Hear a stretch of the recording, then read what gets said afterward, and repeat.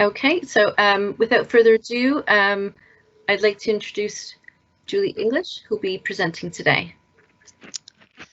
Hi, hello everyone. Good afternoon. As I say, it's a bit daunting not being able to see people, but I'll go ahead and hopefully you will get what you need from the presentation this afternoon. Colleen did share with me the registration, the questions submitted at registration. So I've got an idea of the kind of issues, information that people would like to hear this afternoon.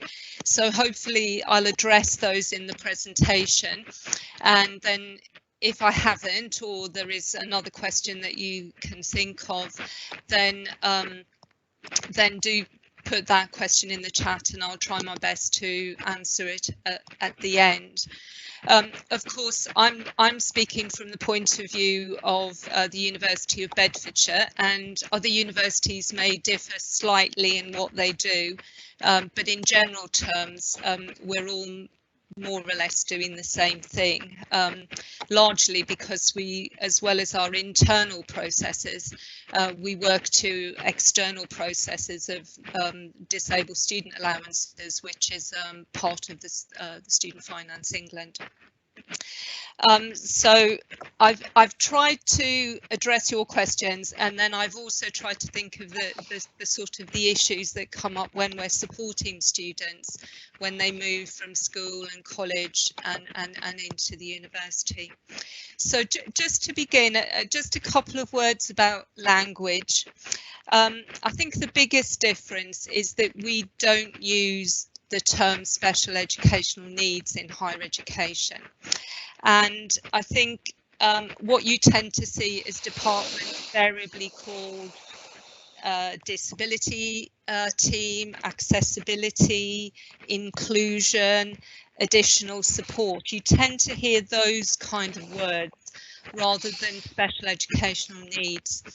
At our university, we actually use the term just disability team because we find it's just a little bit more explicit in terms of you know, what we do and what students want from us. However, we do understand that not all students who receive support from us consider themselves disabled, and we do have conversations, active conversations with students around how they identify, how they want to be described, and all of those kind of issues. So we're very sort of upfront about the use of the term disability, because we do know it doesn't suit everybody. So the next slide, I'm going to sound, and then the next one, thank you. I'm going to sound a bit like Chris Whitty here when I say the next slide, please, but I hope I don't look like him. So when we're talking about a disability in very broad terms, we're applying the definition of the Equality Act, and that's probably a definition that you're all familiar with in terms of the day-to-day advisory work that you may do. And if we now look at the next slide, we can see what that actually means in higher education, because the definition of the Act of Disability in the Equality Act is about looking at the impact on what they call normal day-to-day activities. However, in higher education, a student may be defined as having a disability, even though that difficulty that they may be experiencing only impacts on their study. So that's how it may be sort of slightly differently interpreted in terms of higher education. So what might that include? Next slide, please, Colin. So again, a lot of what you're seeing now will be the kind of things that you have experience of in the school and the college sector. So long-term medical conditions, and that includes mental health difficulties. So by long-term, we're usually talking about something that has a duration of more than 12 months. We're also talking about conditions that may be recurring or fluctuating.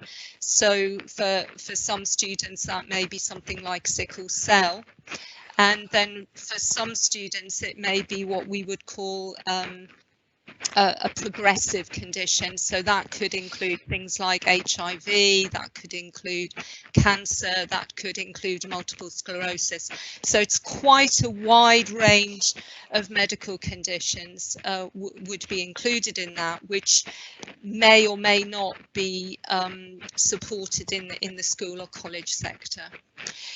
The next sets of categories are the kind of things that you're probably much more familiar with, as sort of sensory impairments around vision and hearing, physical impairments that may affect someone's mobility, and then moving into things like specific learning differences, or SPLDs as we usually refer to them, and that's things like dyslexia or dyspraxia. And then there's also the whole set of disabilities that come under sort of social communication and neurological differences, things like autism, ADD, ADHD. Sometimes you see that referred to as neurodiversity, and in fact SPLDs may be included in that category as well. So it's just to give you a sort of idea of the kinds of things that we support in higher education, but it is by no means an exhausted list. Every year we get something that we've never come across before, and we have to look at how we can best support that student. Next slide, please, Colleen. So I think the most important thing to remember is when we're planning, managing transitions with a young person, is to put the student at the centre of the process and to think about what they need as an individual, because the labels are there for convenience, I think, more than anything. But when we look at how that individual is, or the impact that condition may have on that individual, there is such a vast difference. And so I think we need to always be thinking about individual student, individual needs, and that's very much what we try to do in terms of putting the best support in place for a student. Next slide, please. Thank you. I think the most important thing when it comes to managing transitions for young people is it's about setting expectations. It's about thinking about how is the support they will get at university, how is it going to be different from what they may have at school. And I think for some young people and their parents in fact as well, they are quite surprised that the two things are very, very different. You know, for some parents, they fought with the school system for years and they just think, oh right, you know, I've hard-won battles. They go to university and I've got to start all over again, and it can feel like that because currently there is no way that information is automatically transferred between schools and colleges and universities. It just doesn't happen. It's almost things stop at the school and college and then it almost has to start again, and for some students and their parents that can feel very, very overwhelming. And I suppose that's where we work with schools and colleges to try and ensure that is as painless as possible. I think the main thing the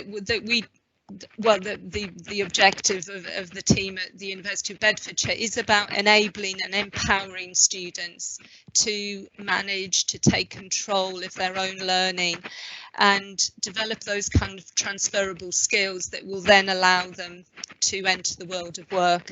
I think we mustn't forget, I think, that universities are transitional institutions as well. You know, that we only have students for 3 years and then they move on elsewhere. So they come to us, we get them all settled in, and then we get them prepared to leave us. It can feel sort of very quick, like in that way. I think the main the main other difference is that parents are not usually involved once the student starts university. We do speak to parents, of course, before students come into the university sector, with the student's permission, of course. But the expectation is that students are adults, that they are independent learners, and they're able to make decisions about themselves and their intentions, what they want to do. And I think for some young people that can be really difficult, coming from a school sector where they've not had to make those kind of decisions. It's all been done for them. So they've not got to remember when to hand in a piece of work, because somebody will do that for them. So there are some kind of quite substantial changes in terms of how we expect them to manage their learning. And I think what we also do in terms of how we put in place sort of adjustments for students, we do tend to talk about adjustments, and in fact we talk about reasonable adjustments, and that's the language of the Equality Act. So rather than talking about special educational needs, we're talking about reasonable adjustments, and I think again that's a sort of a slightly different use of language.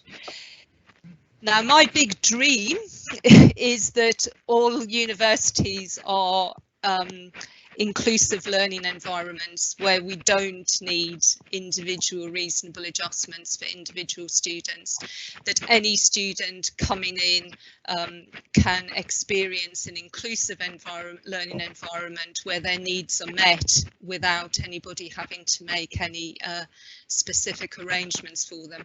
Unfortunately, my dream is yet to materialise, and so at the moment we still have a situation where, yes, the university may be moving towards more inclusive practice, but we are still actually putting in place individual adjustments for individual students. Could you have the next slide, please? Oh, so thank you.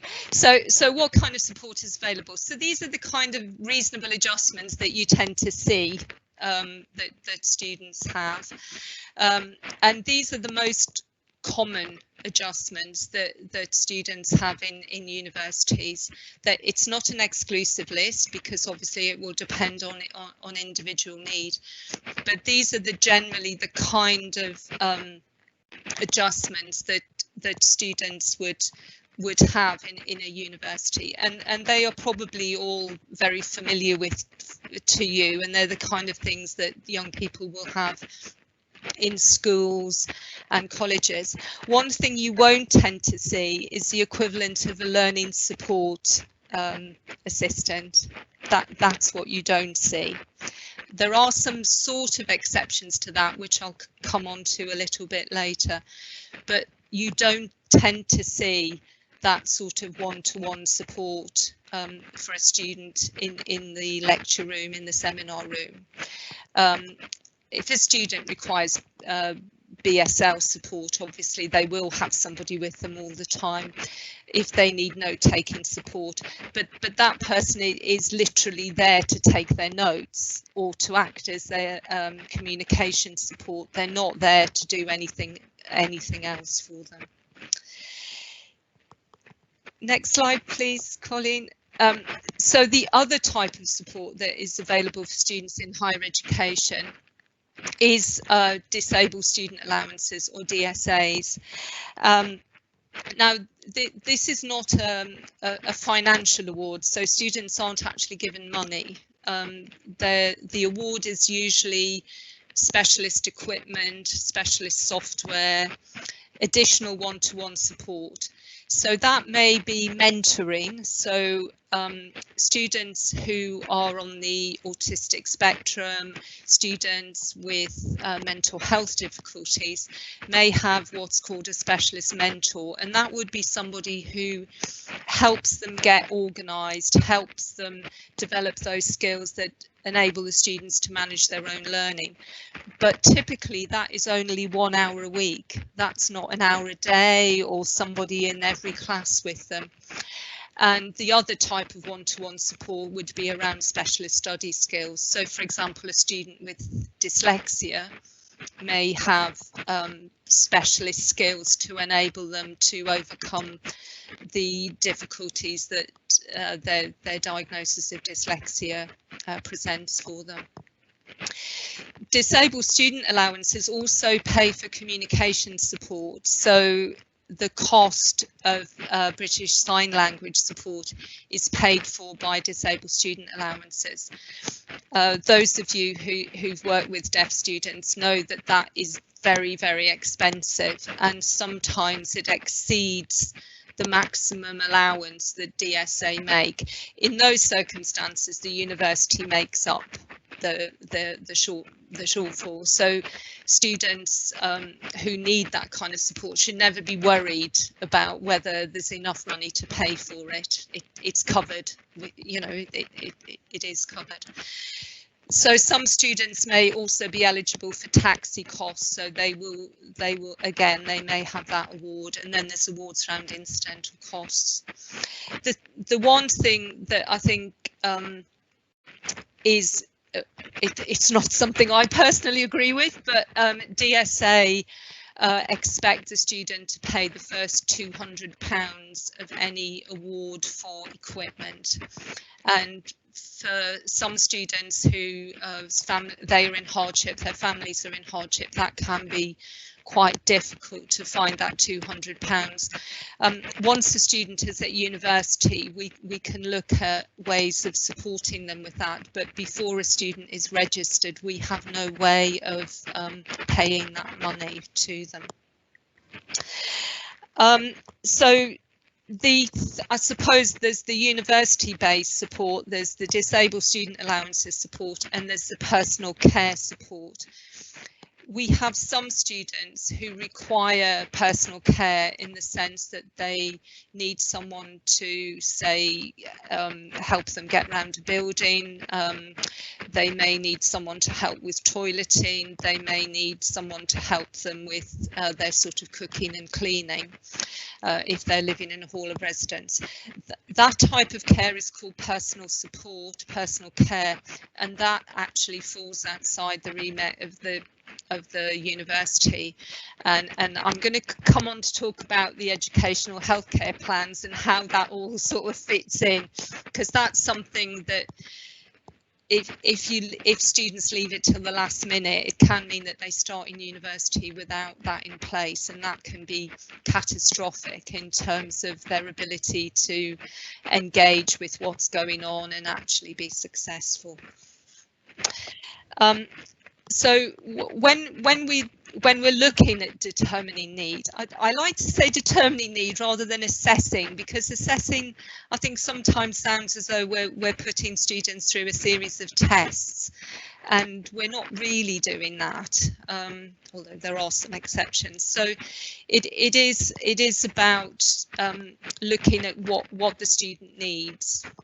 So on the whole, it is evidence-based. We're looking for documentary evidence. However, it's not necessary for that student to have received support at school or college. It could be that they haven't had support for something at school or college, but they become eligible when they come into university sector. So just because they haven't had something at school doesn't mean that they won't get it at university. Another misconception is that students need to have an EHCP. That's not the case, and again, you know, this is often a misconception, and parents will contact us and say, my son is on the autistic spectrum, but he doesn't have an EHCP. Can he still get support? Yes. You know, that's the short answer. The other area where need may be determined is in the disabled student allowances study needs assessment, which is a much more formal process. At the moment, they're all being conducted remotely, and who knows when that will change. And then there's our sort of evaluation as well. So students may come to us and talk to us about a difficulty they'll be experiencing, and then we'll look at the best way in which we can support them. So next slide, please, Colleen.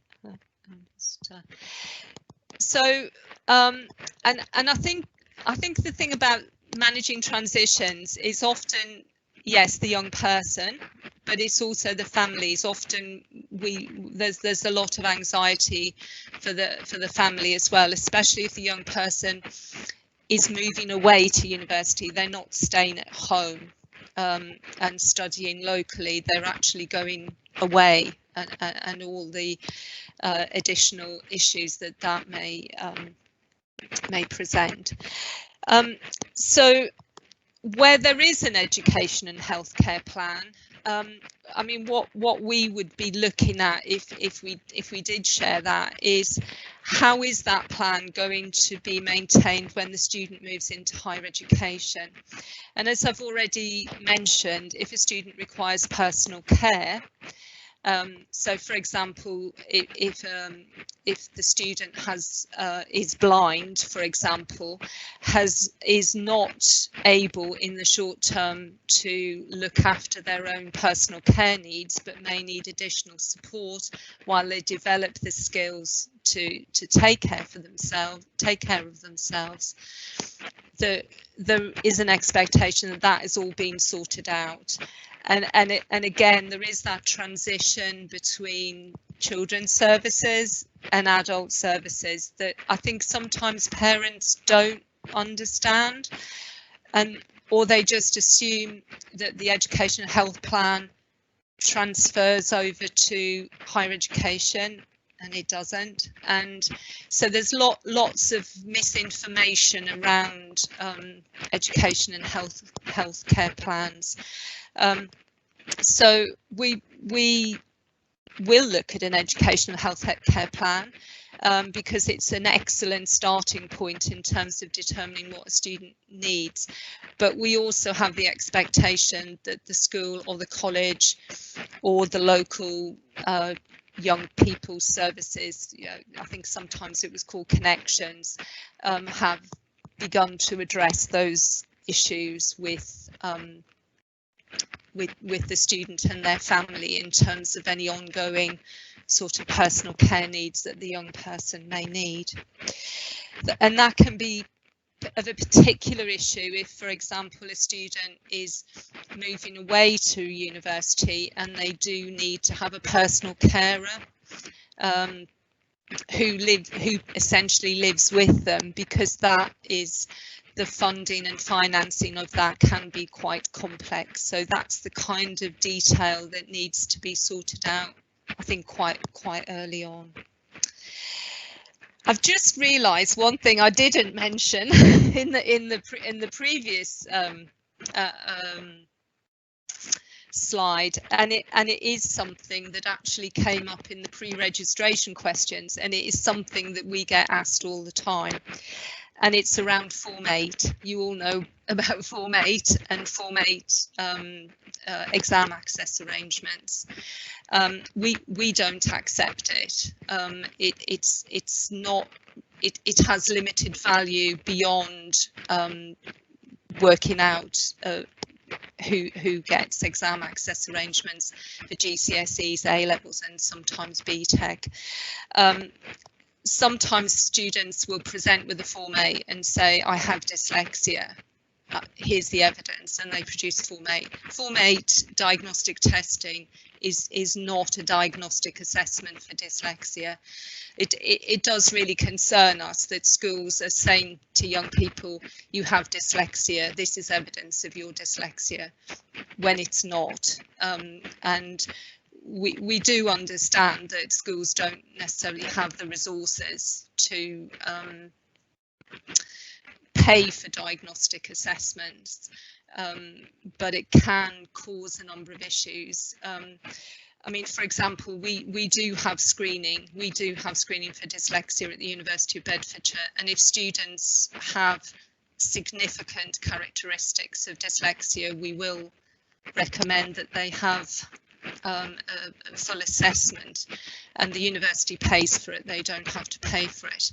And in some cases, when we take the students through the screening tasks, it becomes evident that it isn't dyslexia, but they believe they have dyslexia, and it does cause lots of issues, lots of argy-bargy. Sometimes it turns out that it's something else, and we can support them with it. But what we do find is that often Form 8 evidence is used to support exam access arrangements for students with what we would call general learning difficulties, and that is not a disability for higher education. So we have to tread carefully with Form 8, but you know, it's a starting point for a conversation, but it is not a full diagnostic assessment. I think there's quite a few people asked that question in the pre-registration. So next slide, please, Colin. Thank you. So what can you do as an advisor or a teacher? And I think it's about setting appropriate expectations. It's about having conversations with students about what they can expect from higher education, and how it would be different from being at school and college. And you know, we know some schools are better at that than others from the conversations we have from students when they come to us. You know, they some are prepared better than others. I think the one thing that is quite important is to promote disclosure on their UCAS form. When students disclose a disability, the university receiving their application will know that student has a disability and will actively contact them before they start university, and they will set the transition process rolling from our end, if you like. I know some students don't want to do that, but it does mean that they will get a communication from the university before they start, rather than them having to come and find us when they get there. I think it is sometimes more difficult for students to come and find us without having that initial contact. Where the feedback we get from students is that they find that initial contact, it's like an invitation, come and see us, you know, and have a discussion about what kind of support you need. Of course, some students already now we're getting emails from students and their families who are coming to us in September and October asking us lots of questions. So they've already decided that they're definitely coming to us. So we can be much more specific in how we can help them. And that's where the sort of encouraging visits and contact comes in. So the university is closed for teaching, but it's not closed for other functions during the summer. So we often have young people and their parents coming in. We can show them around buildings when it's empty. They can get a good chance to ask lots of questions. So any kind of pre-registration events or just asking if they can come for a visit is always recommended. And I think that may be particularly important for students who are coming during the next year or so, because they will have not been able to come to physical open days where they can actually come on campus and see what things are like. So we've already had quite a few people contacting us and saying, can we come for a visit in July? And that's fine. You know, we'd be really happy to see people. The other thing that you can do is to support the application for student funding, and especially for disabled student allowances. The process can take 14 weeks, which is a long time, and the sooner the students start it, the better. So we always recommend that you start at the same time you apply for your tuition loan and the student loan, to enable the students to go through the process and have their support in place for when they start in September and October. Because if there's a delay, so say for example a student with dyslexia may not get their specialist software until December if they haven't already applied for it, so it can cause quite a substantial delay. So we always recommend that. Next slide, please, Colleen. Sorry. So I think I've tried to cover everything, but I'm sure I've missed some stuff out. But I think it's important to remember, I suppose, individual student, individual needs. So for an example, a blind student, their own personal individual skills will determine the kind of support they need. So some of our students who are blind may have an assistance dog, some don't. Some need more support with personal care because they don't yet have those kind of independent living skills. Some students are perfectly capable of living independently, but we need to make sure that our accommodation has adapted, say, cooking equipment for them to use. So depending on the individual student, it will depend on what they need. So I suppose what I'm going to suggest is, well, how do we kind of support this transition? How do we go about planning it? How, you know, what might be an approach that sort of means that we don't miss anything? And I think, so I'm putting forward something I call a framework of transitions. Now, this can apply to students, all students, so this is not just for students with a disability, but I think students with a disability can actually find the process a little bit more overwhelming because they've got other things that they need to sort of think about that other students don't have to think about in the same way. So I think it can sort of help guide that transitional process. Next slide, please, Colleen. And what I've done is I've looked at sort of 4 categories. So the first category relates to the academic cycle. So the academic cycle is the process of applying. It's the process of choosing the universities, I suppose, that you may wish to go to. The process of applying to university, the process of registering once you get there, the process of studying, the process of graduating, all of that. What we would call the student journey, I think, is what we call it in terms of how we approach it. I think we also need to think about the personal, emotional development aspects of young people as well. This is, you know, as you all know, you will work with young people in schools. It's a time when they're changing, they're developing in terms of their cognitive abilities, in terms of their social and personal abilities. All of those kind of things are in a process of developing. They're thinking about who they are and where they want to be in the world, what they want to do. All of those kind of issues can be kind of quite sort of stressful, quite on top of everything else that's going on in their lives. The next set of categories is around those kind of intellectual, the kind of learning to learn in higher education. I think I talked earlier about how we expect students to be much more independent adult learners.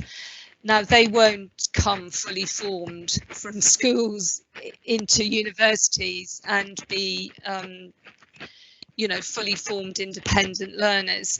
A lot of what students do in the first year of university is learning to learn. They you know, begin to understand what's expected of them in terms of academic study, what they're guided with, what they're expected to do on their own, what level of of instructions they're given. All of those kind of things are there as well.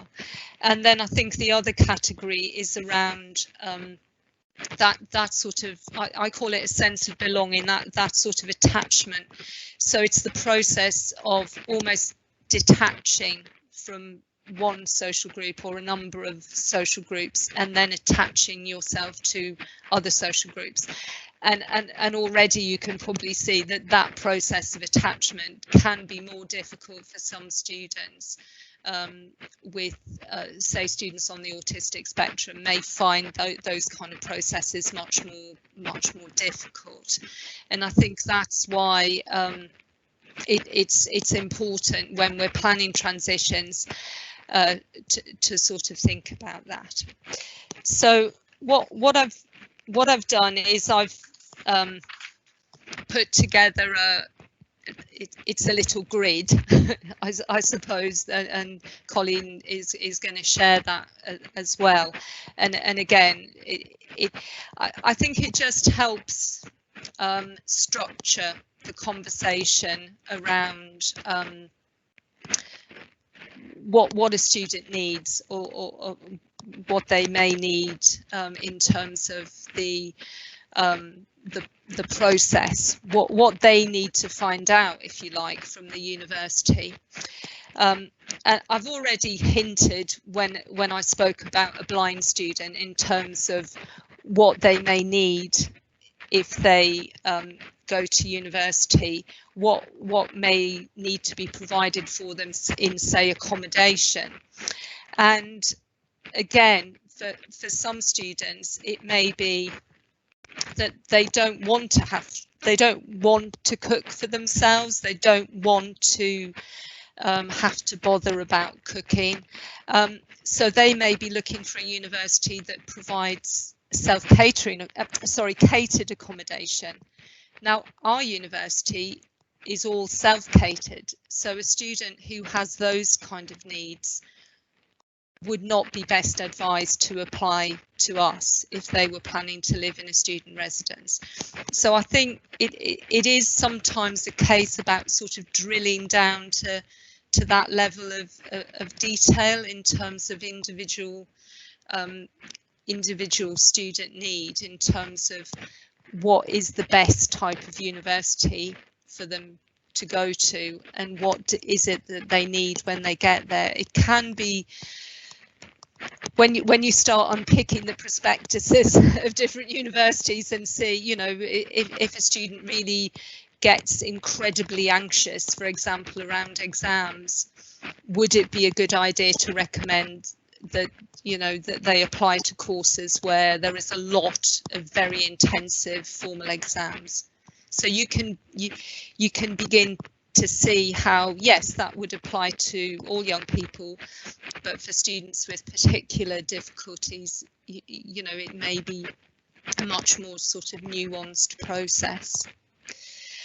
I think for students on the autistic spectrum, in our experience, most of the students we support on the autistic spectrum, they are at home and come into the university. They don't live in halls of residence, although there are exceptions, because the difficulties they experience with social communication makes it feel too difficult, too anxiety inducing.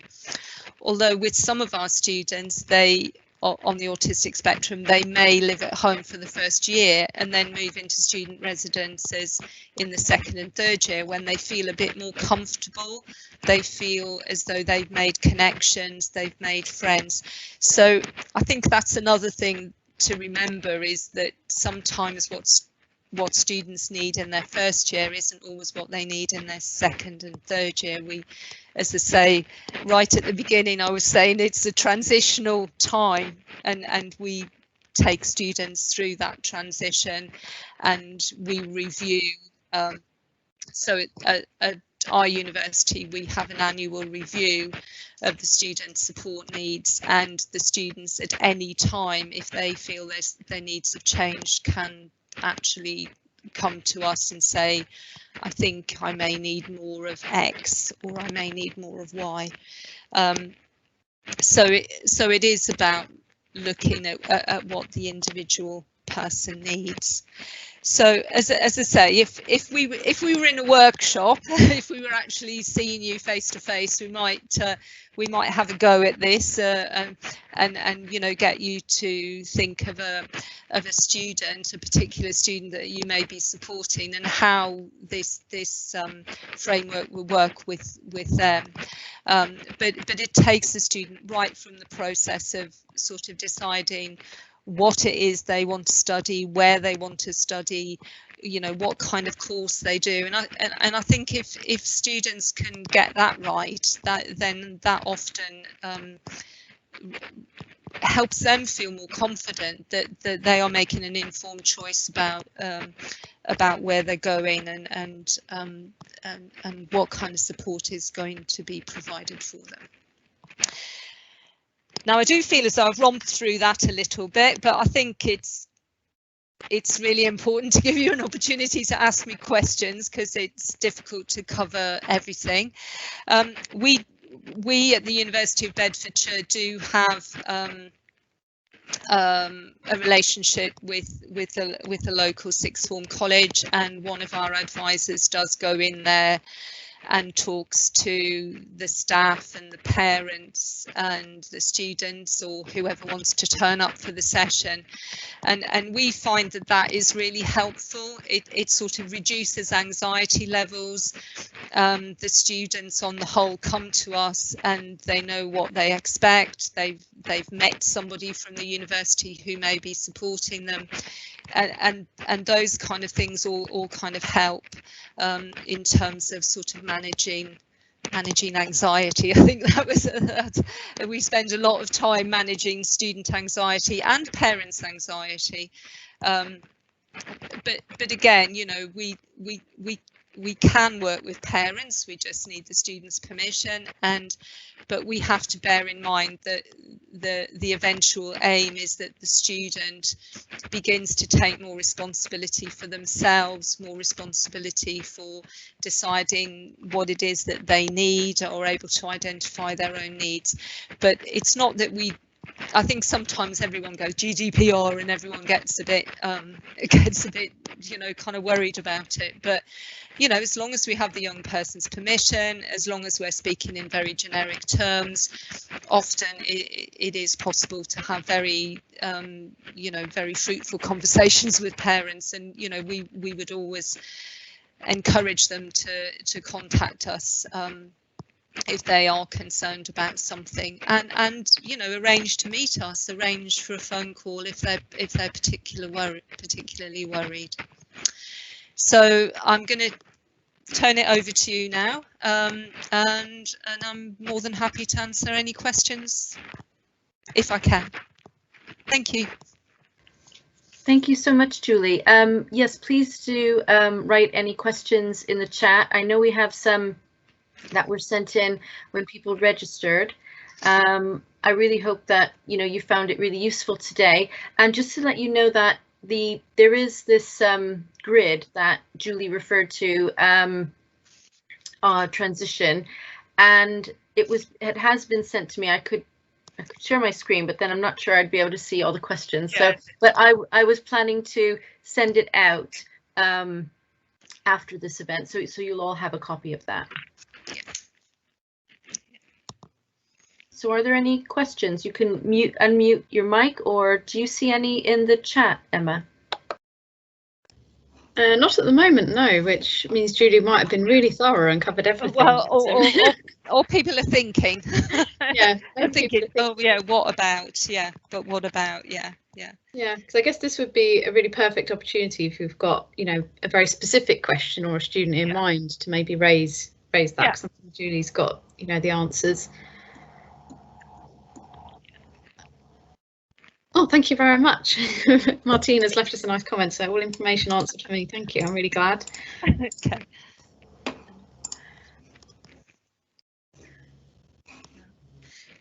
As I say, there's paper 8. So for exam access arrangements in GCSE, A-levels and some BTEC courses, there's something called a Form 8, which awards exam access arrangements to young people in schools and colleges. So that's what's called Form 8, and it's the Joint Council for Qualifications, JCQ, I think, and they prescribe a number of tests that students, young people in schools must do, and if they hit certain scores, then it's deemed that they can have access arrangements. So that's what we call Form 8 evidence, which is often students have that when they come to university. Does that answer your question, Zena? Okay, I can come back to it. Yeah, okay, thank you. How tricky has it been getting evidence for DSA? It's not been as tricky as we thought it was going to be. DSA, when students apply for DSA, there is a form in there that if they're seeking medical evidence, they can take to their GP. And what we found is that if the students use that rather than ask the GP for a letter, that it has facilitated getting the evidence. So even though GPs have been very busy, sometimes it's maybe an administrator that the practice can fill that information in, and the GP just signs it off, so it does sort of facilitate it. So that's what we tend to ask students to do now. During the last few months, we've had to suspend all our dyslexia assessments within the university because they have to be completed face to face. So there have been some issues there, although we're starting to do them again this week. So that's been less of an issue. I mean, the only thing we find is that some GPs will charge for evidence. Young people who've already got existing support at schools often have evidence anyway because of a sort of long history of support, so that's how it works. When it comes to students with dyslexia, I mean, a lot of students disclose that they have dyslexia, so they put is it 51, I think, which is the code on the form, but as soon as they go to university, they will be asked for evidence. DSA will ask for evidence. They'll ask for they will ask for a diagnostic assessment. Most universities do screen, but not all of them, and usually that will be publicised, and the student will engage with that service. So we publicise our dyslexia service and screening service, and the students will engage in that. But as I say, I can only talk for my university. I mean, up until September, we used to have a part charge for students, which we no longer have that now. So.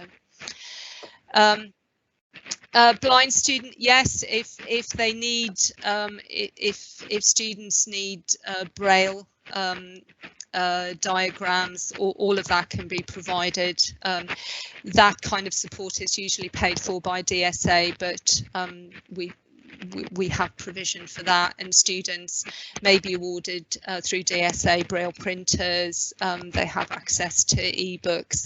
There's lots of different kinds of support in place for blind students or students with significant visual impairments. So yes. Extensions to courses. Okay. Some but not all courses at a university are offered on a part-time basis, so that would be up to individual universities. And if a student wanted to do a course part-time, they would need to contact the individual university to find out if it's offered on a part-time basis. Some courses aren't because of the way in which they're delivered, and if there are any so if it's a professional course, for example, it may not be possible to study part-time. So so students who would prefer to work prefer to attend part-time, they would have to ask at the individual university, and it would depend on the individual course. And of course it does have implications for student funding. So it will have implications for the amount of student maintenance loan they receive. So those kind of things we'd always suggest a student, if they wanted to have that reduced offer, to contact the individual student. I mean, we do have students at the University of Bedfordshire who's on the autistic spectrum, and he's been doing his course over 6 years instead of 3, but his course was able to you know, the way in which the course was delivered, that was possible to do that. So it's not necessarily seen as a reasonable adjustment. It's just what is available. You know, is it possible? And that's where the reasonable bit comes in. Is it possible to offer something on a part-time basis?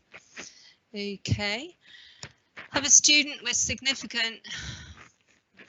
Okay. Right, so if a student has specific, if the issue is management of behaviour, that would fall into the personal care area. So that student would not be that personal support would not be funded by DSA. That support would be funded through the student's care and support plan, which would then transfer over to adult services. So it's not, the support is not replicated through DSA. The support would be replicated through a care and health plan. It gets very complicated, Lucy, when it gets into that one, but behavioural support, because again there's the expectation that students in higher education are able to manage their own behaviour, and if they can't, then we'd have to have a look at whether personal support would enable them to manage their behaviour, and if it isn't, then we would have to look at whether a reasonable adjustment could be made. It is you've asked the one question to which there isn't a completely straightforward answer. We have had a student who has had that kind of support, but it is very, very unusual for that to happen. Yeah. But if you want to talk to me about it offline, I'm quite happy, Lucy, for you to contact me. Yeah, if students want to know about applying for DSA and have got inquiries about DSA, the best place to go is the government website, because that has all the information about who's eligible and what they may be entitled to. That's the best place to go. Sometimes, you know, people do contact us with some general inquiries about DSA, and we're quite happy to help them, but we don't decide whether a student is eligible for DSA or not. That is very much Disabled Student Allowances group of assessors and advisors. Mental health support, yeah. So students with long-term mental health difficulties are defined as being disabled under the definition of the Equality Act, and again it will depend on their individual need, but typically they what we would be doing, it will be looking at the impact of their mental health condition on their ability to study effectively. So it may be that mentoring support is very helpful for them. So someone to help them plan, to help them develop those skills to organise their work, a sort of a person who can guide them through their student journey, if you like, and can sort of predict some issues maybe that may arise and sort of help them deal with them in a way that isn't too anxiety inducing. Sometimes students with mental health difficulties may be awarded specialist equipment and software. So, for example, if they're medicated in such a way that it affects their processing skills, they're unable to read effectively for any significant period of time. They may be awarded text-to-speech software. They may be awarded software that will help them with proofreading, all of those kind of sort of generic support, because all the time we're looking at the impact of the disability, if you like, on the students' learning. What is it affecting? Is it affecting their reading? Is it affecting their writing? Is it affecting their engagement within the lecture? Is it where is the issue that specifically needs to be addressed? And not all students need the same things, really. So that's you know. So, and anyone else? Anything? I'll try my best. I'm just trying to think. If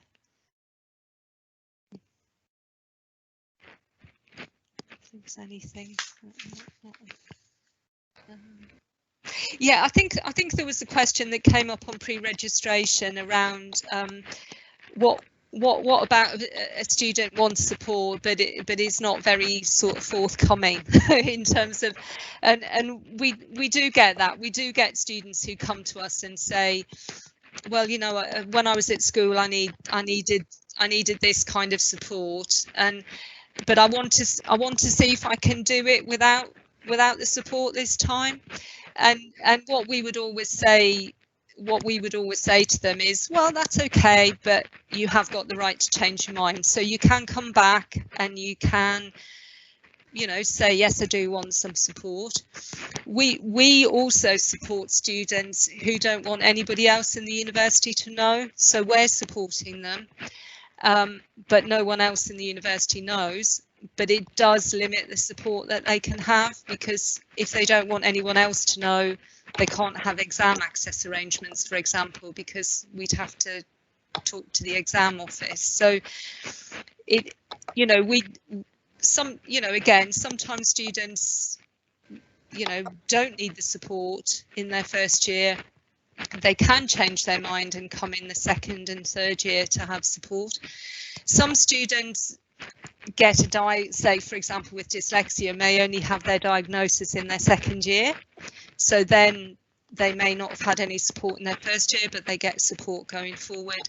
And some students, unfortunately, become ill, you know, develop long-term health conditions while at university. So it's flexible, is what I'm saying. Yeah. We've had lots of extremely positive feedback in the chat. Thank you so much. You've been so enlightening and so informative. So if there are any further questions, when I send out the evaluation, and I'll have some links on there as well where you can find out more information.